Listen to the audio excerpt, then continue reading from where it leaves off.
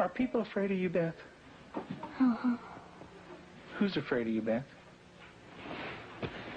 John. Your brother.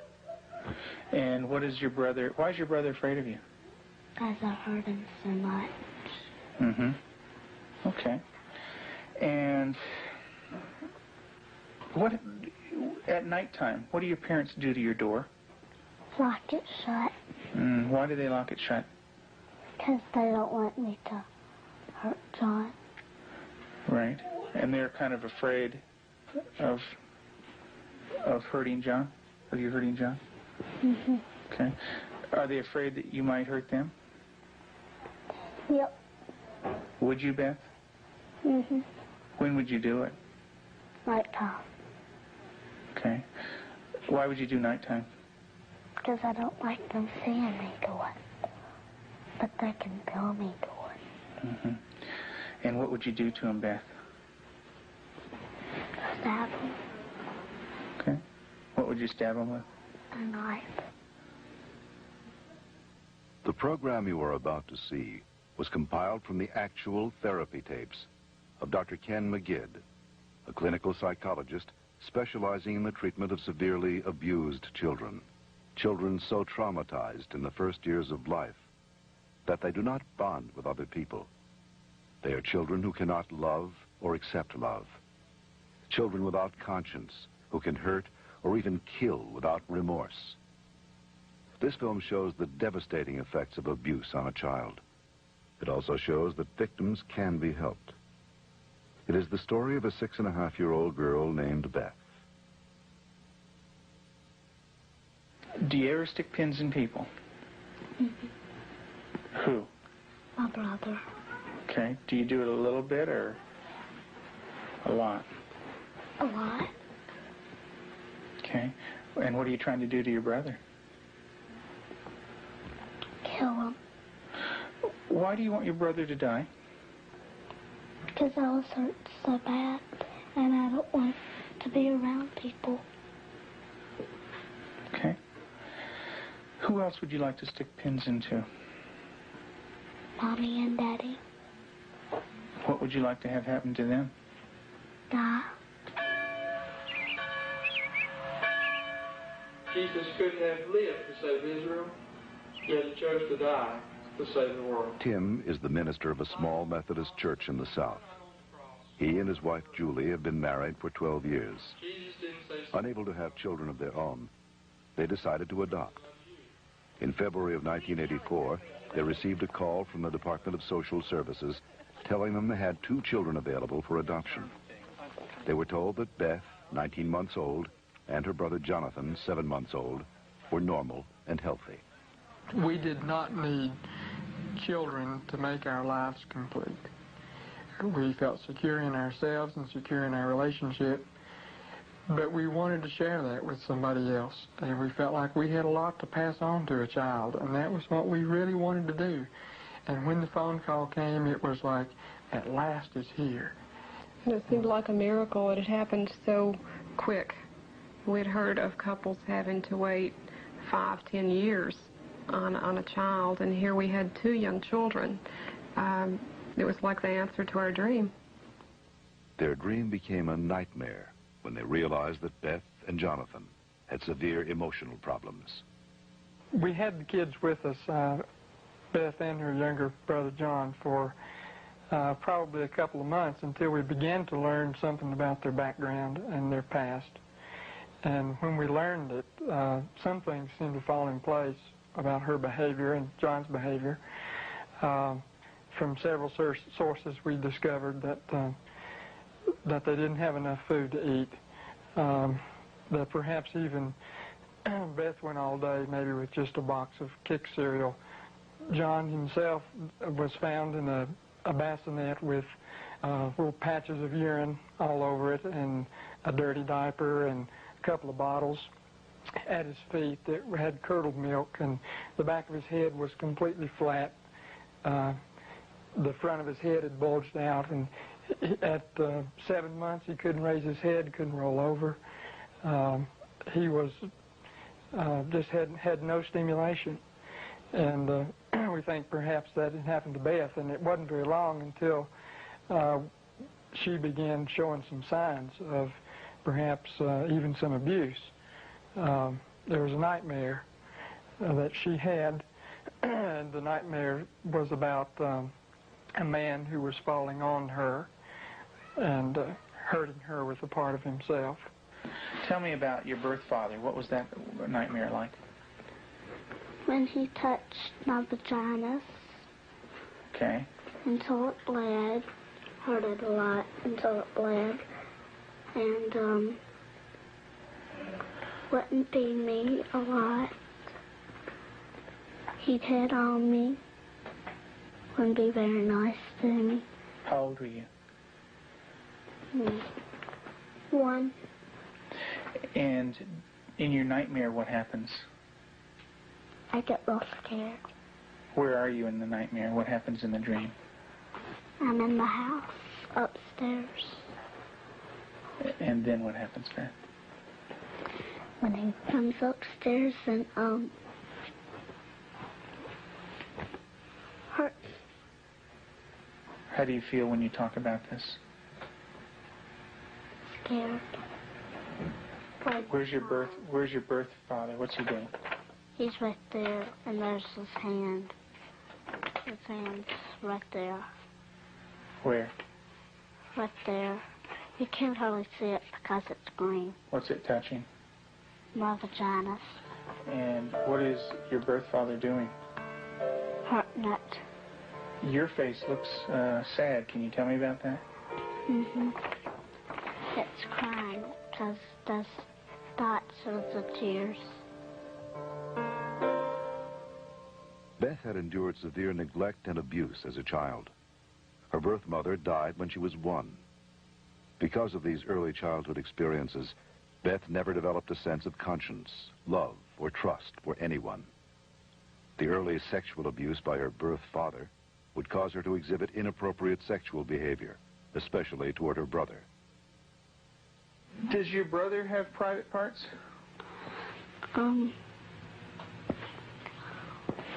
Yeah. Yeah. What is his private parts? Penis and butt. And what do you do with your brother, with his private parts, Beth? I heard it. Tell me about it. What do you do? Well, I pinch it, squeeze it, kick it. When you do things to your brother's private parts, what does he say? Stop. Okay, tell me that. Well, he says stop, but I don't stop. Do you hurt him? A lot. Okay. And would you like to do that to other boys? When I caught her with Jonathan one morning, she was molesting him. He was crying and his pants were down, and I said, Beth, what's happening? And she said, I pulled his penis and put my finger up his anus. And I said, didn't he say to stop? And she said, yeah, he did. And I said, did you? And she said, no. Have you ever rubbed your private parts? Do you do it a lot? A lot. How much do you do that? About every single day in Lexington. I did it every single day until it got real bad and messed up, and I had to go to the doctor, and I did not like it. What do you mean by real bad? Well, it looked real raw, got all kinds of boo-boos on it, germs, a lot of stuff on my hand. And it bled? She started to masturbate at inappropriate times. I remember one time, basically, when we were at the hospital waiting for Tim to come out. He was there visiting. And Beth and John were in the back seat, and I turned around, and she had her legs spread and was masturbating in a public parking lot. And I had tried to explain to her numerous times before that that's private area. You don't do it in public places. And gone over that with her, and and it never seemed to faze her. And Julie, how often would your daughter masturbate? daily, constantly. Do you have animals, Beth? 4 of them. Can you tell me their names? Clyde, Shuggy, Darcy, and Annie. And Daddy said a day ago that there was a stray cat who did not have a home, so Daddy was taking care of it and took it to the vet when he had his flight to go. And what do you do to the animals, Beth? Stick them with pins. Do you stick them a little bit or a lot? A lot. What are you trying to do to the animals, Beth? Kill them. What do they do when you stick them with the pins? Well, Annie cries. She's a dog. She got baby birds down out of the nest, and we thought maybe she was just curious. So we explained that she could hurt them, put them back, and went through a whole sitting down and talking to her about the problem of it. And the next day we went out to check the baby birds, and they were on the ground dead with their necks broken. Let's talk about what happened once when you were smaller, when you found some baby birds in a tree. What did you do then? I took them out. Mm-hmm.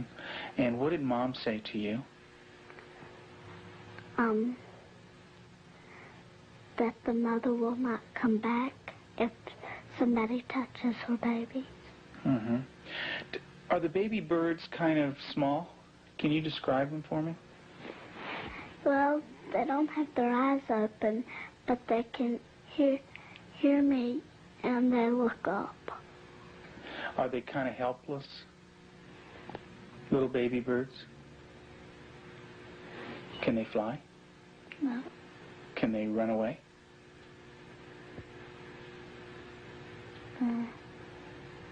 Yes. They can? Are they easy to catch or hard to catch? Hard. Yeah. Well, it's hard to remember. With the baby birds, what did you do? Took them out of the tree. And what did you do with them? Played around too rough. Also, when at the end, I picked it up and I thought it was Dad, and I came to say, Mommy, is this bird dead? And she said, she called Daddy and said, Tim, and Daddy came and, I think I remember that they said yes. Mm-hmm. And so did the little baby birds die? I don't know. You don't remember? I just remember that I think I remember that Mommy and Daddy saying the last bird we got was dead. Mm-hmm. Do you know what Mom said to me? She said that all of them were dead. Did you squeeze them? Did Baby Beth squeeze them? You're doing a good job, honey. Go ahead and tell me what happened. I squeezed them. And what happened? They died. But this kind of aggression at our animals and even at our brother Jonathan was beginning to grow to such an excess that our life was miserable at home. John would cry in the mornings and say his stomach hurt. For the longest time, we thought maybe this child has some problem with his intestinal area, or maybe he has allergies, and so we tried to get all that checked out. Come to find out, Beth was coming out of her room and hitting him in the stomach. And so, as a last resort, just to protect him, we had to tie our door shut. So I guess for the last 3 or 4 months now, we've had to tie her in at night, sort of barricade her. The repercussions of Beth's tragic childhood led to uncontrollable rage. Despite the love and nurturing of her adoptive parents, she took this rage out on herself, on her brother, and on them. Her acts of violence became more and more cruel and frightening. Well, I noticed several, like paring knives in the kitchen, missing. And my first thought was Beth. And I felt a little guilty about it at first. I thought, nah. But I really didn't even mention it to her. They had been gone several weeks. She was sitting at the table drawing and mentioned to me, "What do those knives look like that are gone, Mom?" And I said, "What knives, Beth?" And she said, "Weren't they kind of silver and about this big?" And I knew then, and then this little smile that's not a sweet smile, but a malicious type of smile. And I knew then, I thought, she's got them. Tell me about the knives. Where did you get them? From the drawer. And where else? Do you remember? Mm-hmm. Tell me about it. I got them from the dishwasher. What kind of knives?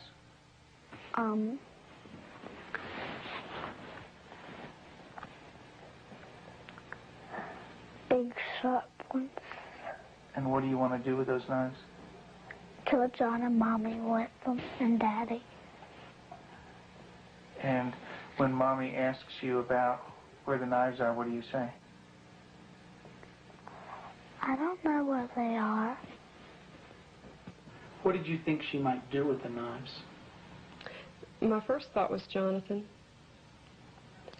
And the reason we thought that was that she had, by this time, she had tried to kill John on several occasions and openly admitted that. In the basement, she was hitting his head against a cement floor. I heard his screams and ran down and had to literally pull her hands off, and she looked wild-eyed. Did you get real mad at him?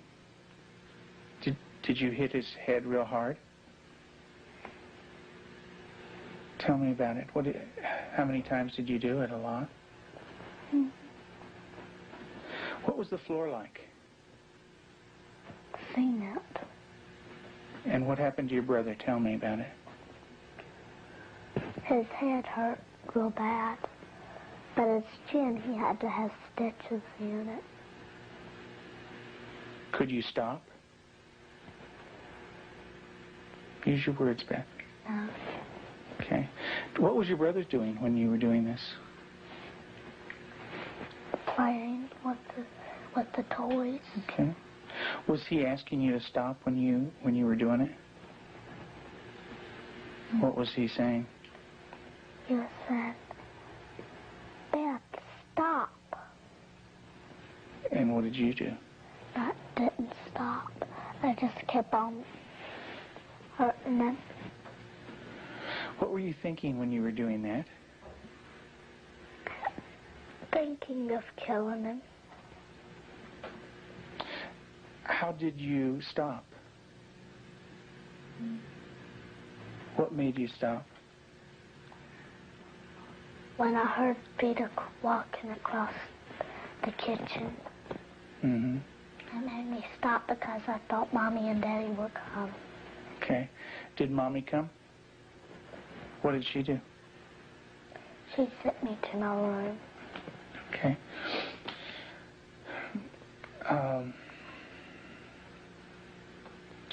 And what if Mom didn't stop you? What would you have done? Kept on doing it. And what about... After evaluating the extent of Beth's psychological problems, Dr. McGidd felt that for the well-being of the family, Beth needed to be temporarily separated from them.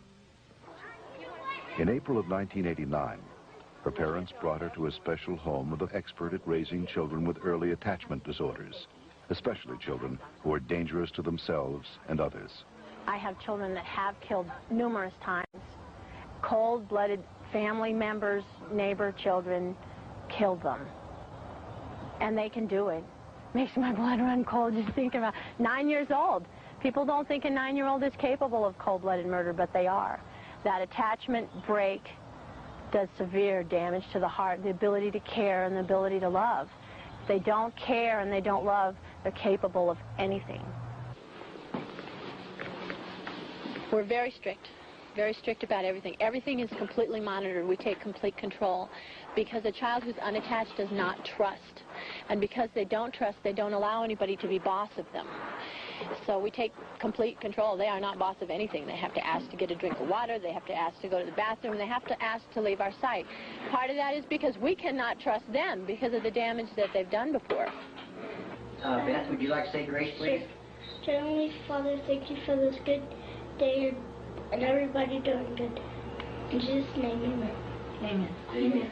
They believe that they're evil. They believe they're from the devil. They believe that they are not a person of value. And we have to change that, and we have to build that from a child who's nothing, who's a bad kid in their own mind, to a child who's valuable and loving, and they see themselves as that.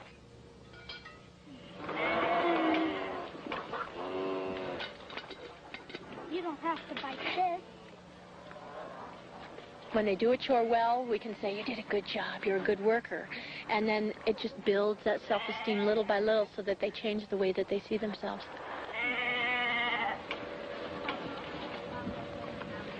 Several months into treatment in this controlled environment, Beth had made progress, and her therapist decided to loosen some of the controls.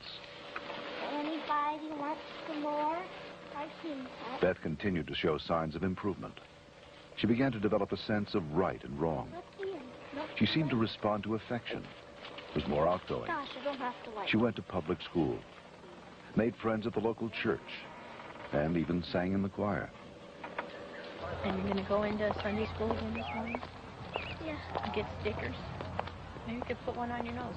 Through the years you made it clear that the time of Christ was near. Though the people couldn't see what Messiah ought to be, though your word contained a plan, they just could not understand. That's Elijah. Mm-hmm. Yeah, it's a beard. See his beard. There's his nose, and that's his... Oh, I see. Yeah, see his beard is kind of flowing in the wind and everything. Elijah taken up into heaven, the fiery chariot. Huh? Well, that's Elisha. That's the other prophet that took Elijah's place. And he was left, and there's Elijah, you know. And he learned about sheep, and the Lord is my shepherd. Mm-hmm. March 3rd, you just got that yesterday, huh?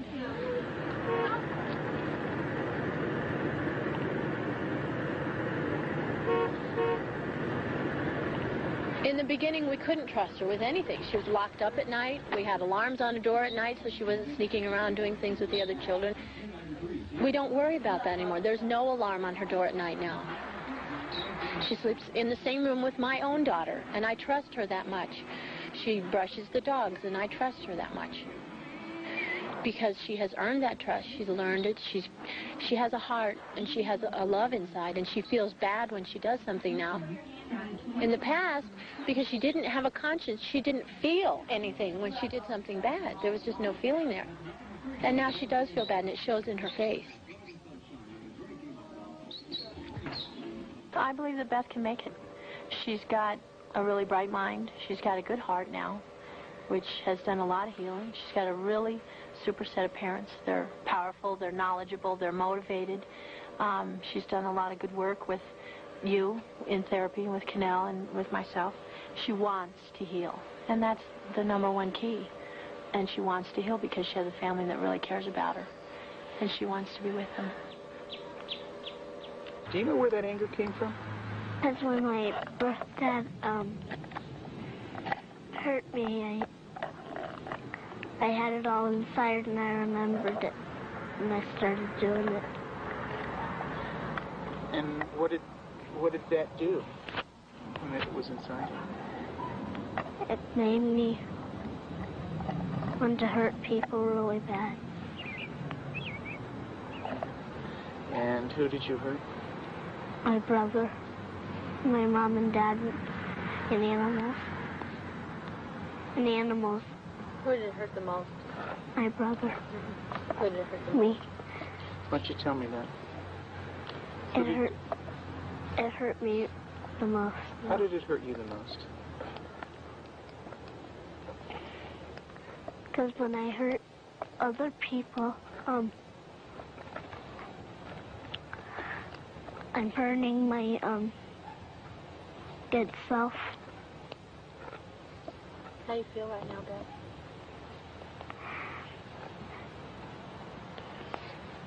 Bad. It's kind of tough to talk about, isn't it? Yeah. It is. Beth gave her last interview for this film in December of 1989. Although she had made progress, she would still need extensive therapy. Not all abused children are as deeply scarred as Beth, but all abused children suffer a profound hurt for the rest of their lives.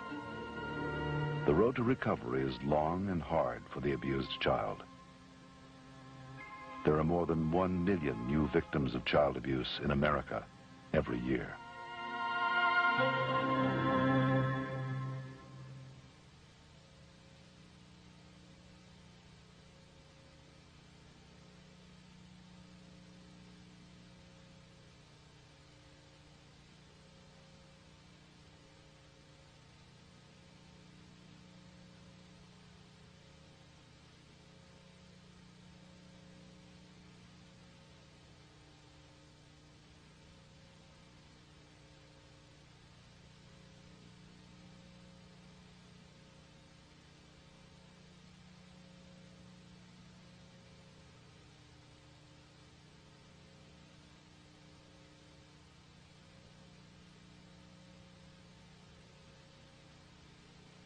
For further information on the prevention of child abuse, write the National Committee for Prevention of Child Abuse, Post Office Box 2866, HBO, Chicago, Illinois, 606.